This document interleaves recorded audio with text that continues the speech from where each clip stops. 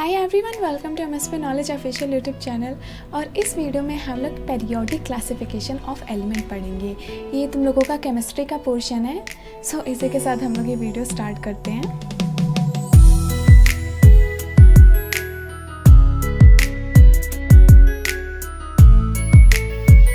यहाँ पे जितनी भी तुम लोग चीज़ें देख रहे हो वो सब के सब एलिमेंट से बनी हुई हैं। चाहे कॉइन हो गया, गोल्ड हो गया, यहाँ पे कॉपर हो गया, सिर्फ और सिर्फ मेटल्स नहीं, तुम लोग क्लॉथ भी मान लो, फूड भी जितनी भी तुम लोग खाते हो कुछ ना कुछ किसी ना किसी एलिमेंट से बनी रहती हैं। हम एलिमेंट क्या होते हैं? तो एलिमेंट कुछ नहीं, बस बहुत सारे ग्रुप ऑफ एटम्स होते हैं, वो भी सेम टाइप के। तो एलिमेंट्स का मतलब हो गया elements are the substance containing atom only one type, जैसे कि सोडियम, मैग्नीशियम, गोल्ड। एक्चुअली में एयू को ही हम लोग गोल्ड बोलते हैं, ठीक है। पेरियोडिक टेबल में एयू से हम लोग गोल्ड को रिप्रेजेंट करते हैं। तो यहाँ पे इसको हम लोग गोल्ड इसलिए कह रहे हैं क्योंकि यहाँ पे इसमें बहुत सारे एटम्स हैं गोल्ड के, सिर्फ और सिर्फ गोल्ड्स के एटम है, इसलिए हम लोगों को ये गोल्ड दिखता है, ठीक है। तो गोल्ड भी क्या है? एक एलिमेंट है। So matter around us is present in a form of elements, compound और mixture।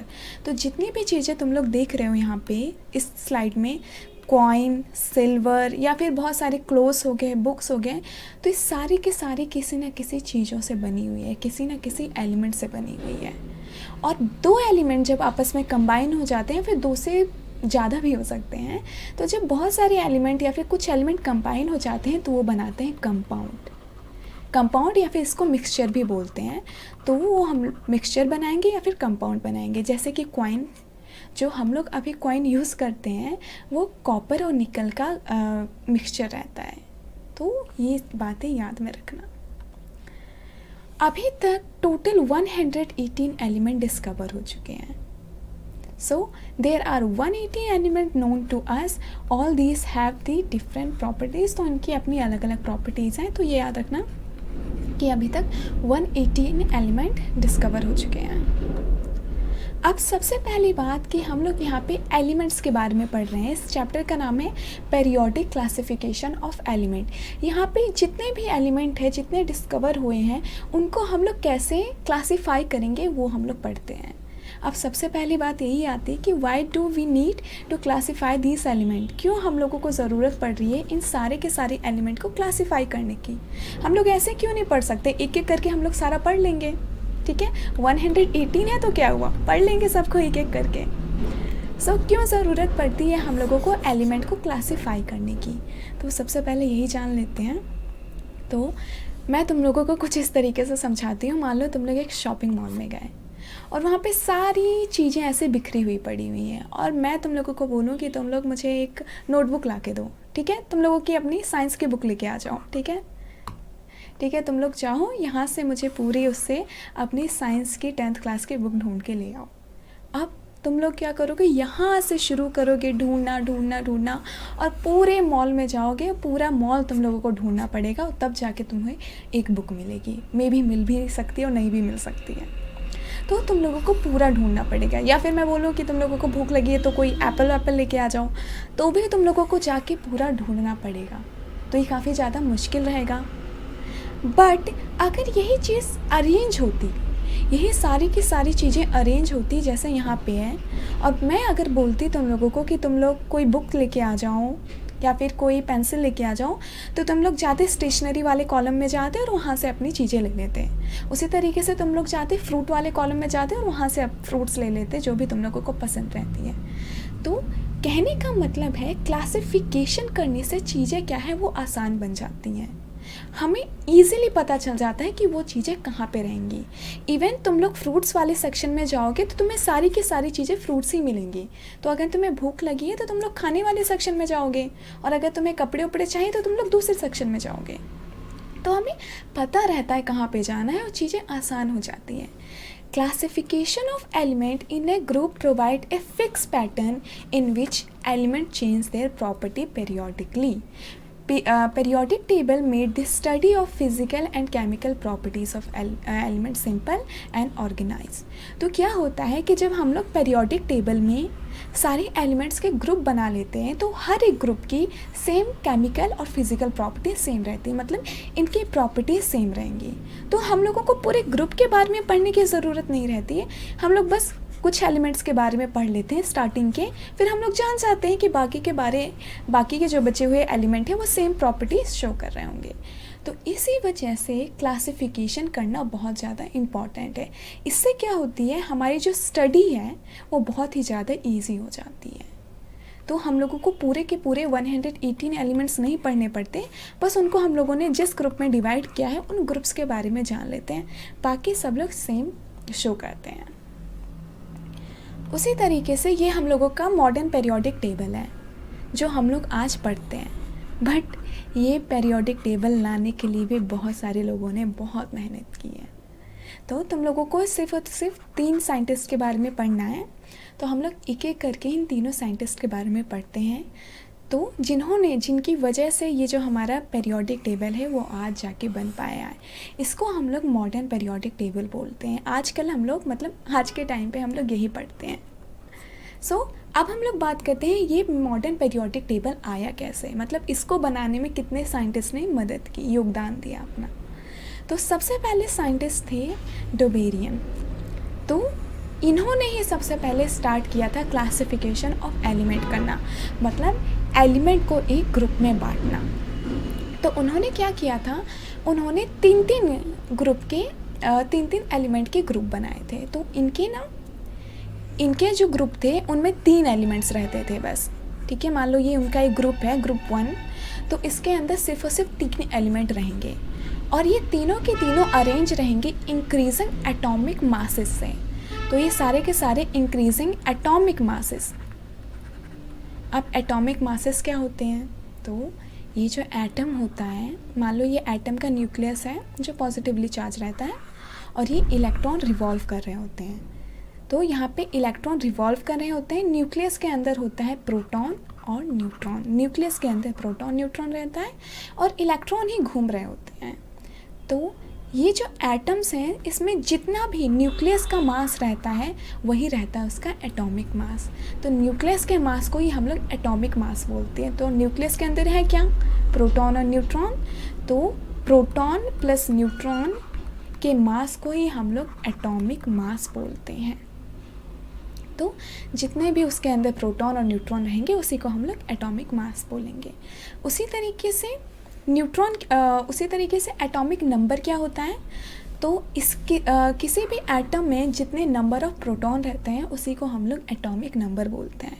और ये तो तुम लोगों को पता ही है कि एटम में प्रोटॉन और इलेक्ट्रॉन इक्वल रहते हैं, जितने पॉजिटिव चार्ज रहते हैं उतने ही नेगेटिव चार्ज रहेंगे, इसी वजह से जो एटम है वो न्यूट्रल रहता है। कंफ्यूज तो नहीं हो गए ना, तो मैं समझा देती हूँ कि प्रोटॉन इक्वल टू इलेक्ट्रॉन होते हैं। प्रोटॉन पॉजिटिवली चार्ज पार्टिकल रहते हैं, इलेक्ट्रॉन नेगेटिवली चार्ज पार्टिकल रहते हैं। तो किसी भी एटम में प्रोटॉन और इलेक्ट्रॉन इक्वल रहते हैं, इसीलिए जो है एटम न्यूट्रल रहता है। और प्रोटॉन प्लस न्यूट्रॉन को हम लोग बोलते हैं एटॉमिक मास, क्योंकि यही दोनों तो न्यूक्लियस बनाते हैं। और प्रोटॉन के नंबर्स को हम लोग बोलते हैं एटॉमिक नंबर। तो ये चीज़ें याद रखना। तो उन्होंने क्या किया था, इंक्रीजिंग एटॉमिक मास से इनको अरेंज किया था। तो मतलब इसका एटॉमिक मास रहेगा कुछ, इसका उससे ज़्यादा रहेगा और इसका सबसे ज़्यादा रहेगा।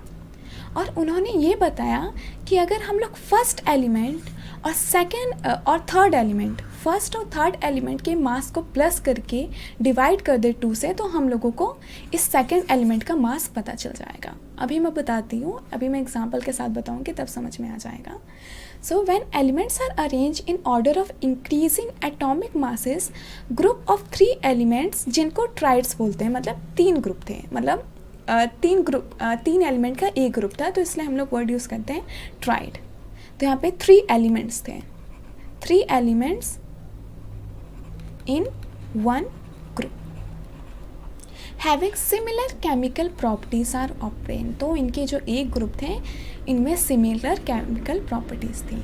The atomic mass of middle element of the triads are roughly the average of atomic masses of two other element. तो दोनों दो अदर एलिमेंट्स थे, वेट में कलर चेंज कर लेती हूँ। तो ये जो दो अदर एलिमेंट्स थे उन दोनों के मास को अगर उसका मीन निकालें, मीन हम लोग कैसे निकालते हैं, इन दोनों का मिडल। तो अगर हम लोग इसको प्लस कर दें और इसको प्लस कर दें और डिवाइड कर दें 2 से, हाफ मीन निकालना है ना, तो उसको डिवाइड कर देंगे 2 से, तो हम लोगों को सेकंड एलिमेंट का रफली एक एटॉमिक मास पता चल जाएगा। वेट मैं एग्जांपल के थ्रू बताती हूँ। तो जैसे कि यहाँ पे ये एक ट्राइड था, एक ये ग्रुप था और एक ये ग्रुप था और एक ये ग्रुप था। टोटल सिर्फ और सिर्फ डोबेरियन ने 3 ग्रुप ही बनाए थे, 3 ही ट्राइड्स बना पाए थे। तो जैसे मान लो यहाँ पे मैं फर्स्ट ग्रुप की बात करूँ, लिथियम, तो फर्स्ट मेंबर है लिथियम, सेकंड है सोडियम और थर्ड नंबर है पोटेशियम। तो उन्होंने कहा था कि फर्स्ट एलिमेंट और लास्ट एलिमेंट यानी इनका जो एटॉमिक मास है लिथियम का 6.9 plus atomic mass of potassium 39, इसको अगर मैं प्लस करके डिवाइड कर दूँ 2 से तो ये आएगा 22.95। ठीक है, मैंने यहाँ से देखा है, ओके मैं कैलकुलेट नहीं किया। सो ये चीज़ जो है ये रफली है एटॉमिक मास ऑफ सोडियम के। तो यही रफली है, एग्जैक्ट नहीं है, रफली आइडिया मिलता है, अप्रॉक्स वैल्यू मिलती है। तो यही जो वैल्यू है वो सोडियम की आएगी। तो उन्होंने यही कहा था, उन्होंने कहा था कि हम लोग अगर फर्स्ट एलिमेंट और उसके थर्ड एलिमेंट का मीन निकालें तो हम लोगों को सेकंड एलिमेंट का एटॉमिक मास मिल जाएगा। यही बस उन्होंने कहा था।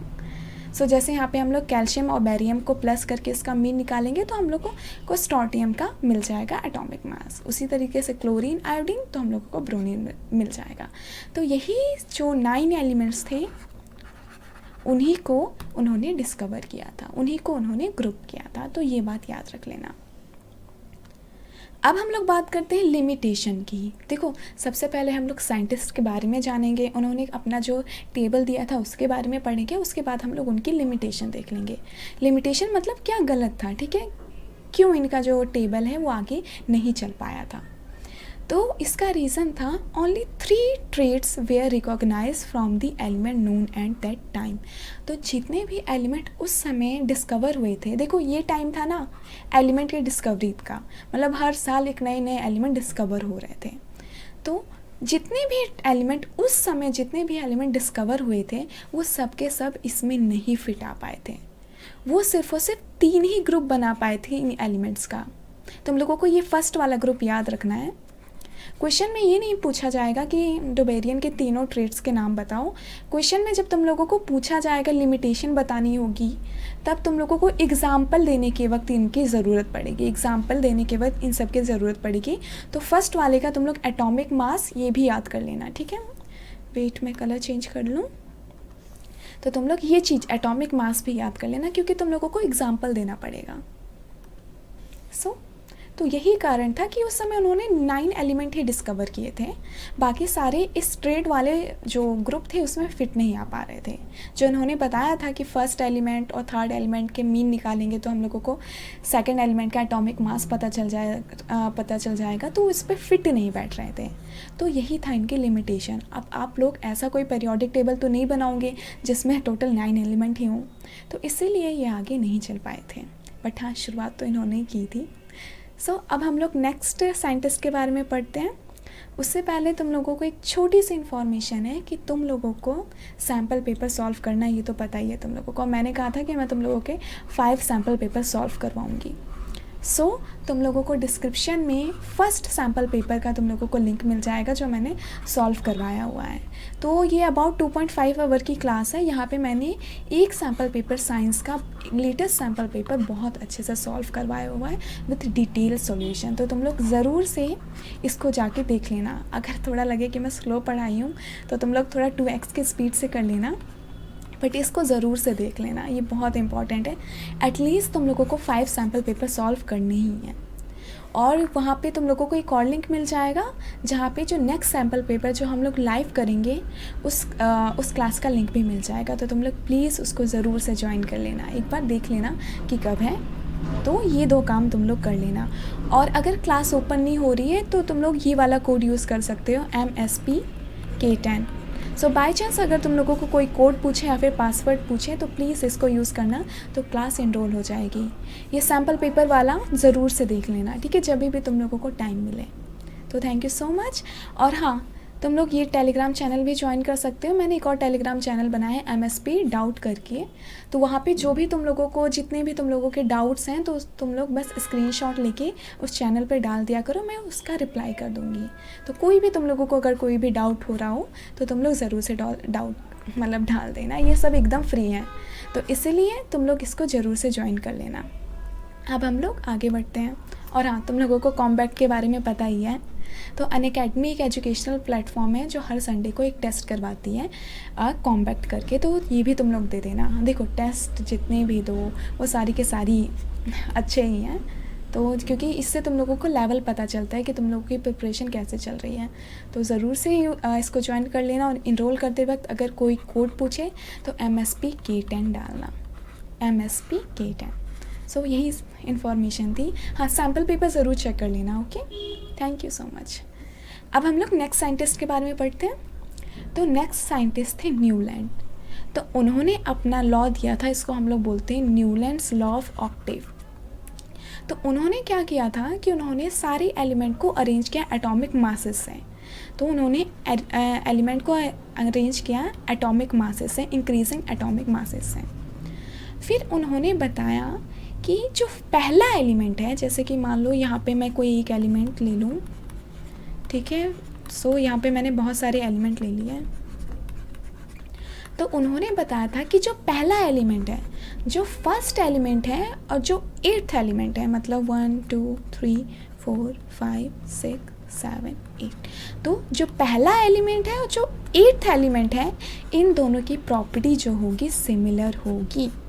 मतलब अगर हम लोग सारे एलिमेंट को एटॉमिक मासेस के हिसाब से अरेंज कर दें, तो जो पहला एलिमेंट रहेगा और जो 8th एलिमेंट रहेगा, उनकी जो एटॉमिक मासेस होंगी, एटॉमिक मासेस नहीं, मतलब जितनी भी प्रॉपर्टीज़ होंगी, जितनी भी केमिकल और फिज़िकल प्रॉपर्टीज़ होंगी, वो ऑलमोस्ट सिमिलर होंगी।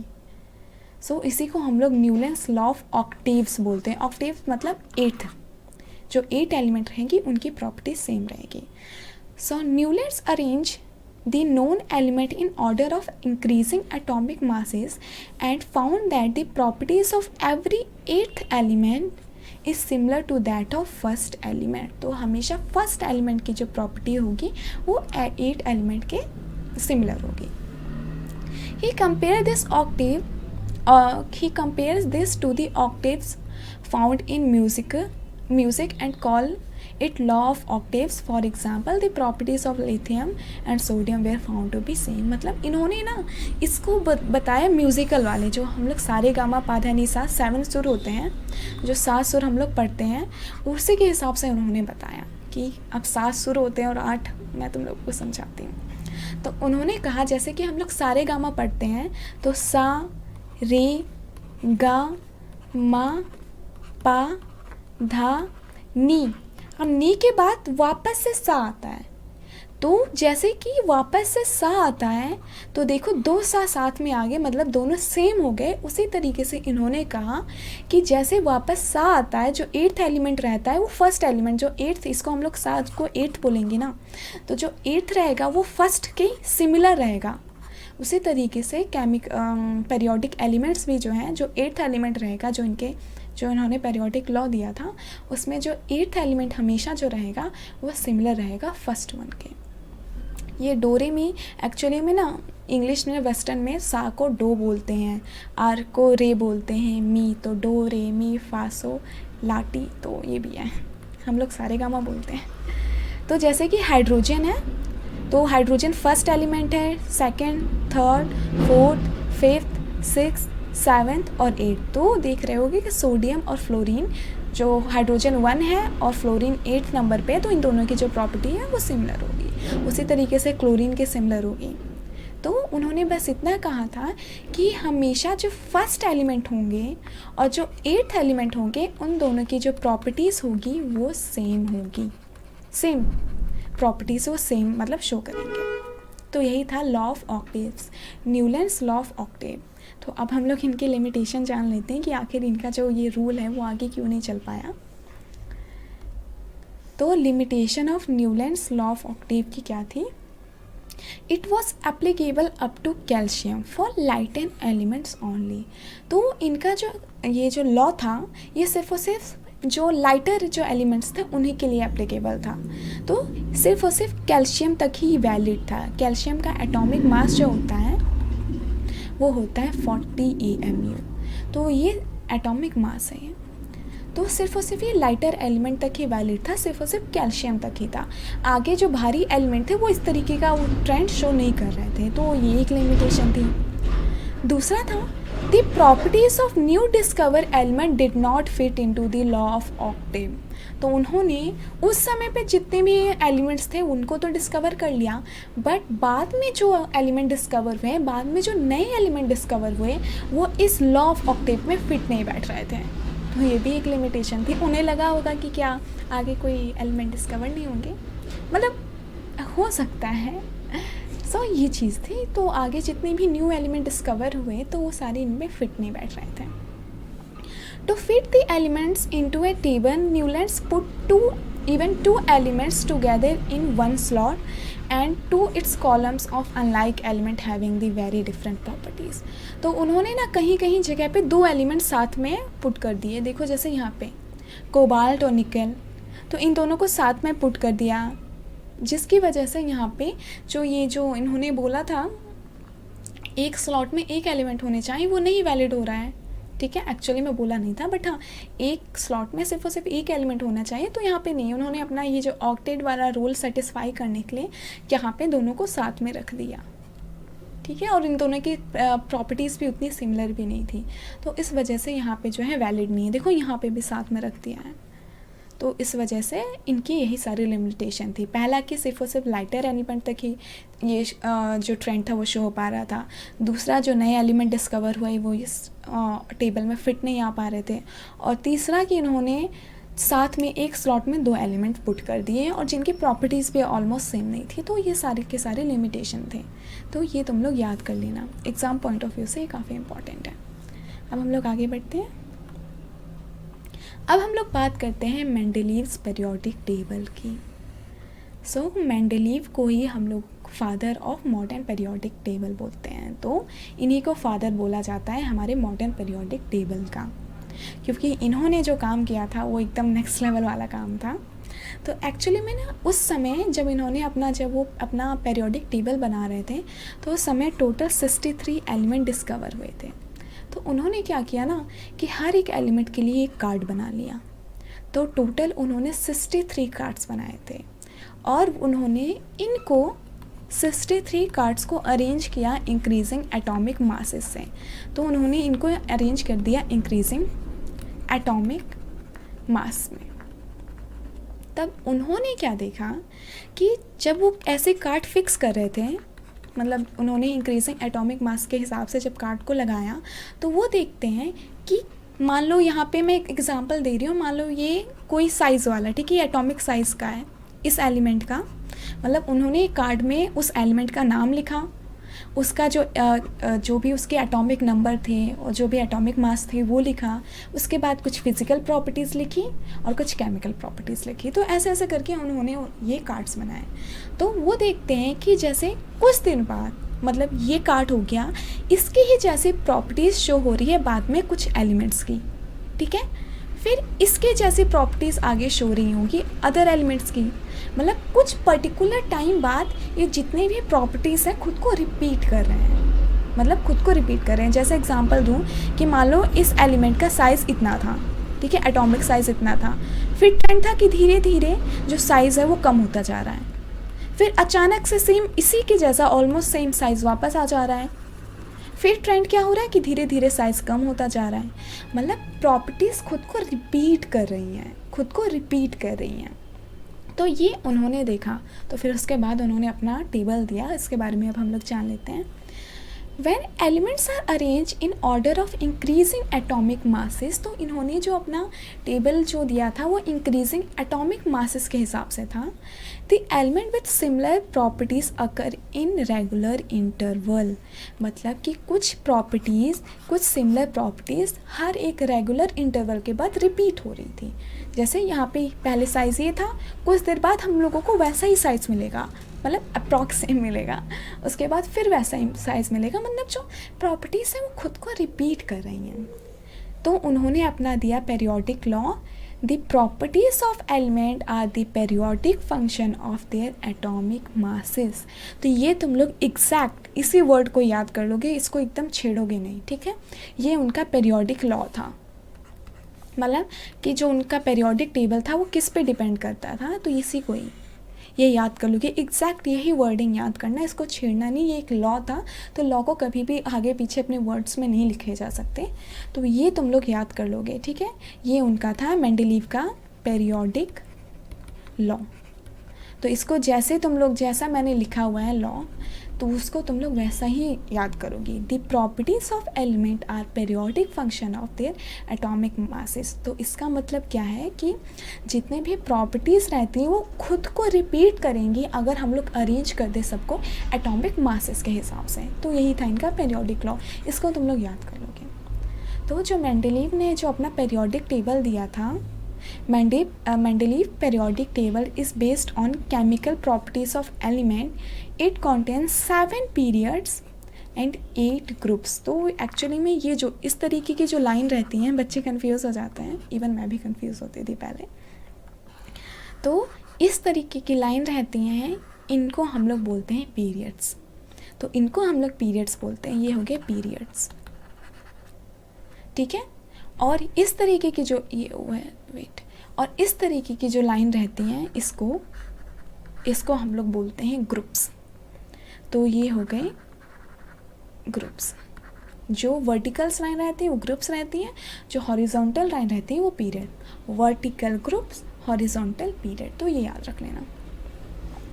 अब हम लोग आगे बढ़ते हैं. तो ये उनका पेरियोडिक टेबल था. सो अब हम लोग सबसे पहले बात कर लेते हैं एक एक करके कि इन्होंने जो पेरियोडिक टेबल दिया था उसकी क्या विशेषताएं थी, क्या मेरिट्स थे, क्यों ये एकदम एडवांस टाइप का था, क्यों इनको हम लोग father of modern periodic table बोलते हैं, मतलब father of modern periodic table. हाँ. सो सबसे पहली बात कि हम बात करते हैं merits of Mendeleev periodic table. तो वो काफ़ी ज़्यादा स्मार्ट थे. उन्होंने क्या देखा, मतलब ये एकदम नेक्स्ट लेवल वाले स्मार्ट थे. उन्होंने कार्ड्स को जब अरेंज किए, ठीक है, उन्होंने जब कार्ड्स को जो 63 कार्ड्स उन्होंने बनाए थे, क्योंकि उस समय 63 एलिमेंट ही डिस्कवर हुए थे, बाकी नहीं हुए थे. तो उन्होंने जब कार्ड्स को अरेंज किए ना, तो उन्होंने बीच में गैप भी रखा, मतलब कि मान लो ये गैप रख लिया, ठीक है.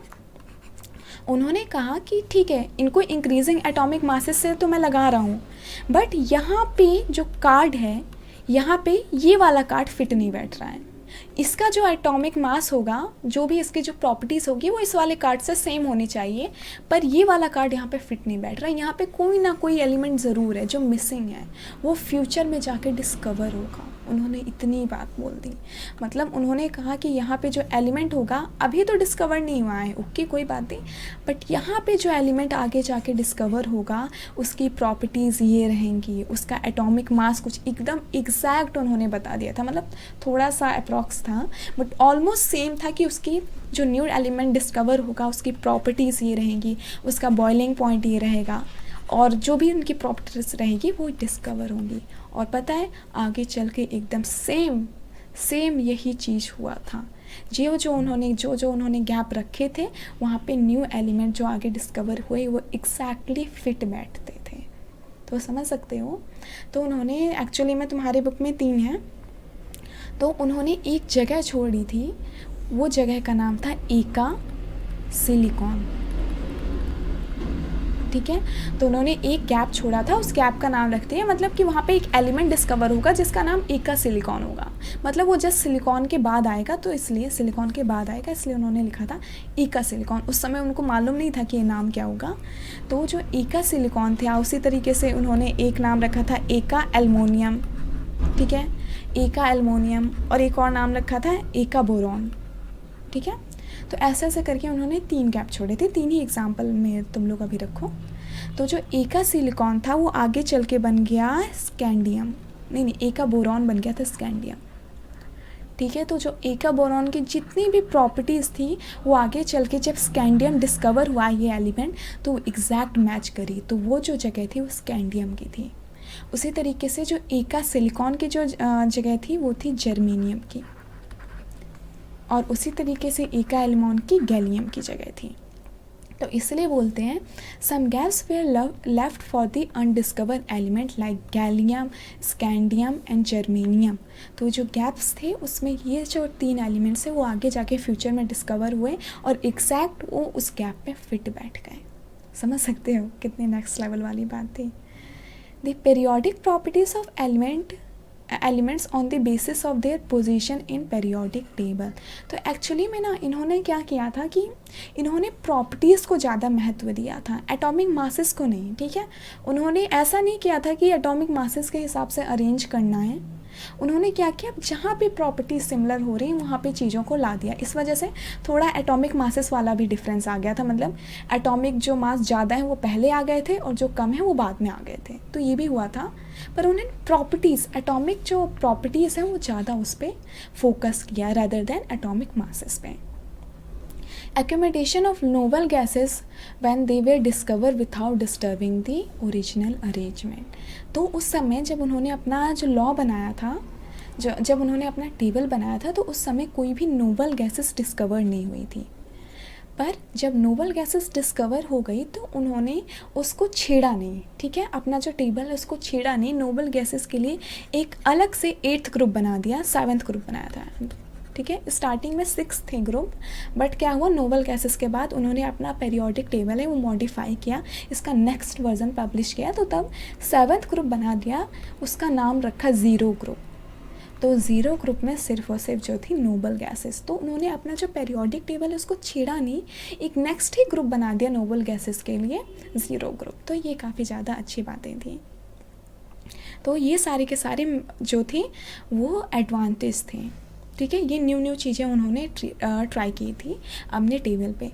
ऊपर से एक और बात उन्होंने किया था, उन्होंने ऑक्साइड्स, मैं कलर चेंज कर दूँ, उन्होंने ऑक्साइड और हाइड्रोजन के साथ, हाइड्रोजन के ऑक्सीजन से जो चीज़ कंबाइन बन के, ऑक्सीजन के साथ जो एलिमेंट कंबाइन होता है तो वो बनाते हैं ऑक्साइड।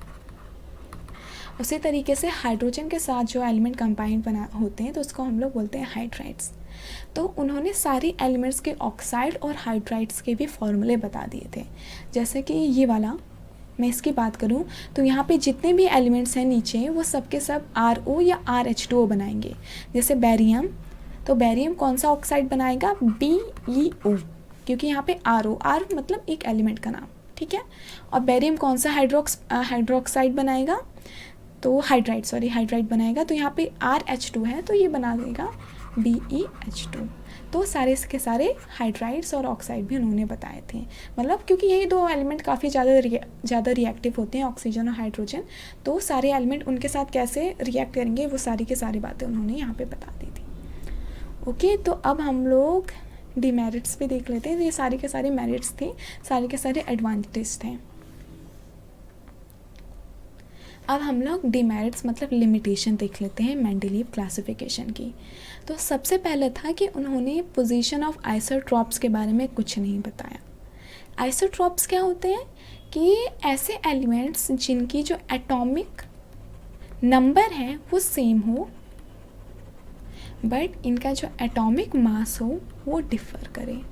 सो एटॉमिक नंबर जिनका सेम रहता है और एटॉमिक मास जिनके डिफरेंट हो जाते हैं वो उनको आइसोट्रॉप्स बोलते हैं। तो इन्होंने आइसोट्रॉप्स के बारे में कुछ नहीं बताया अपने टेबल में। No fix position for hydrogen, hydrogen की फ़िक्स पोजीशन कोई नहीं बताई थी, ठीक है। एक्चुअली में हाइड्रोजन है वो अल्कली मेटल की तरह बिहेव करता है क्योंकि इसकी वैलेंसी 1 रहती है और ये कुछ हैलोजन की तरह भी बिहेव कर देता है। तो इस वजह से क्योंकि उसकी भी -1 में 1 रहती है वैलेंसी, तो इस वजह से हाइड्रोजन की कोई फ़िक्स पोजीशन नहीं बताई थी उन्होंने। वैसे अभी भी एग्जैक्ट टाइम में भी हाइड्रोजन की फ़िक्स पोजीशन नहीं है, बट या wrong order of atomic masses of the element could not be explain. तो जैसा कि मैंने बताया कि उन्होंने पेरियोडिक प्रॉपर्टीज़ को ज़्यादा महत्व दिया रेदर देन एटॉमिक मासेस। तो कुछ क्या हुआ कि उनका ट्रेंड्स जो है वो थोड़ा सा गड़बड़ा गया। उन्होंने सबसे पहले जो वेट के ज़्यादा वेट के थे उनको पहले रख दिया और कम वेट के लास्ट में रखे। वेट मैं दिखा देती हूँ तुम लोगों को। सो यहाँ पे जैसे कि इस जगह देखो, यहाँ पे कोबाल्ट है जिसका आई डोंट नो तुम लोगों को दिख रहा होगा या नहीं, कोबाल्ट का 58.93 है और निकल का जो है वो 58.71 है। सो निकल को पहले होना चाहिए था और कोबाल्ट को बाद में, तो यहाँ पे ये चीज़ें नहीं हो पा रही हैं, ठीक है। तो इस वजह से ये भी एक डिमेरिट था। और ये भी एक डिमेरिट था कि इन्होंने ग्रुप 8 में 3 एलिमेंट रख दिए, तो वो भी इन्होंने गड़बड़ कर दी कि एक एलिमेंट में एक बॉक्स में 3 एलिमेंट फिट कर दिए, तो ये भी उन्होंने गड़बड़ कर दी। और दूसरा बात था कि उन्होंने लेंथेनॉइड और एक्टिनॉइड के बारे में भी कुछ नहीं बोला था, ठीक है, मतलब लेंथेनॉइड और एक्टिनॉइड को प्लेस नहीं किया, तो ये भी एक उनका डिमेरिट था। तो टोटल तुम लोगों को इतने, एक और इसमें लिख दो कि उन्होंने बहुत सारे एलिमेंट को एक साथ रख लिया और दूसरा कि लेंथेनॉइड और एक्टिनॉइड के लिए कोई भी जगह नहीं छोड़ी। तो ये हो गया लेंथेनॉइड और एक्टिनॉइड के लिए भी कोई भी उन्होंने जगह नहीं छोड़ी थी। तो ये सारे के सारे ये जो डिमेरिट्स, सारे के सारे डिमेरिट्स तुम लोगों को याद करने हैं।